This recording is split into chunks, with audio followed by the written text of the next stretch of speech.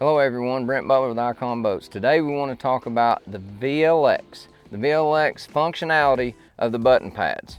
Alright, so we have on our left side and our right side, we basically have water control, anything with Livewell, Bilge pump, Livewell pump out, everything's on the left. On the right we have lighting, your nav lights, your horn button, courtesy lights, deck lighting, compartment ventilation, open accessory port, which is inside the console, and so on and so on. But I want to run through them real quick. All right, so you notice we placed nav lights, upper right, as you can see whenever we push the button. Obviously, the nav lights will be on up front, my anchor light would be on the back, and it dims down to red so we can tell it's working. Then obviously if we're anchored out somewhere, push it again, it would go to green. That would mean our anchor light only in the back, and then another push and it's off, so you're back to daytime. Compartment lights, pretty simple, which is just like on the LXs. You push the button for compartment lights, they come on and go off. This one I want to talk about is our courtesy lights. But on the VLX, if you choose the deck lighting option, first push, when I push it, the courtesy lights are going to come on in the cockpit, as well as the deck lighting. You see it lit up. Now, if it's early in the morning, I'm getting for blast off, things of that nature, and I do not want my courtesy lights to be on in the cockpit and only want my deck lights to be on, long press, it'll turn green, and you see deck lights only. Then make it through, boat check, blast off, want to turn them off, night fishing, you name it, push it again, they're off. Pretty simple. Horn, I don't want to blow the horn, but we have it here. Then compartment ventilation, turn it on, you hear it, you see it's blue, you can hear it operating and running.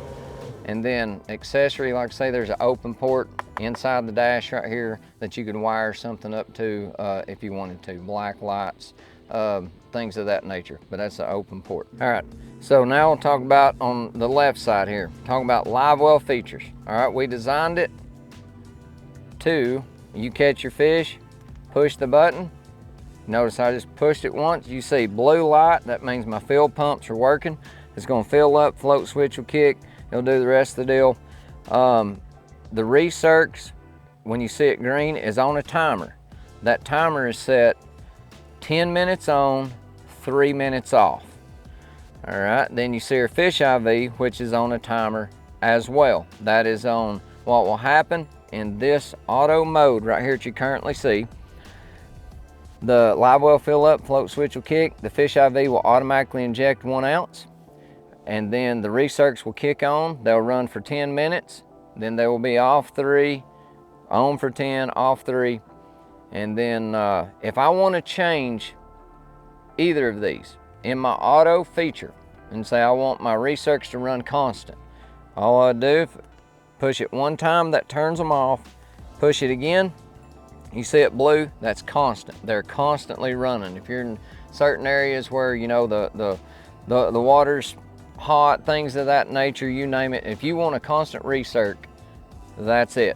Now my fish IV, like I say, it's on the timer. All right, if I push it again, that simply turns it off.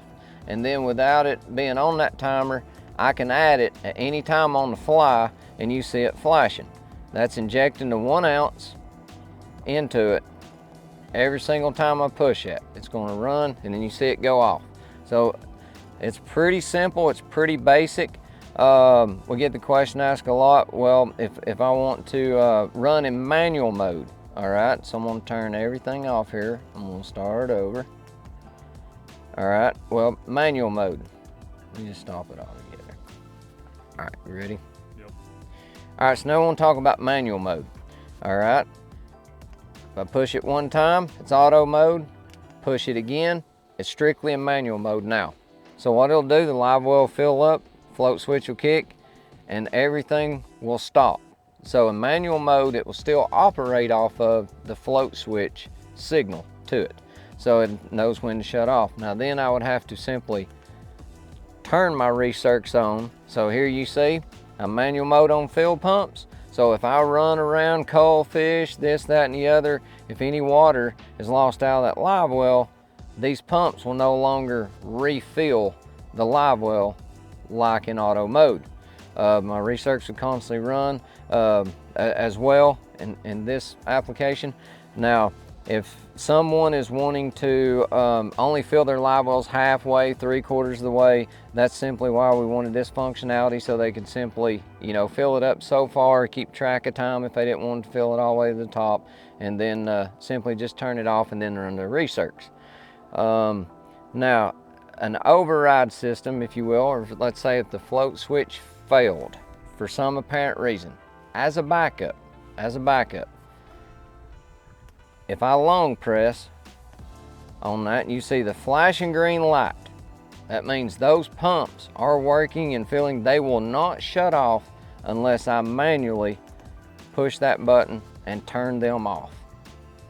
And that's basically it on the live well in general, on the functions of it. Now then, here's live well pump out. So I push it on the, when you see it's blue, I mean that feature, the live well, it will pump it out and it'll run dry, and then it'll automatically shut itself off. So it's another feature we wanted to add, especially if you know, somebody's got kids that jump up in the boat playing around, something else, or turn that on, you know, whether the boat's on the trailer or not, that it'll shut off and will not keep running. So it's pretty that's pretty neat. I'm going to shut that off. And then here, obviously, we have our manual bilge pump right here. So simply, if you push it one time, it's blue, you tell that it's working, and then on and off. It's pretty simple, it's pretty basic. So when you get out there on the water, you get your VLX, you catch your first fish, push that button one time.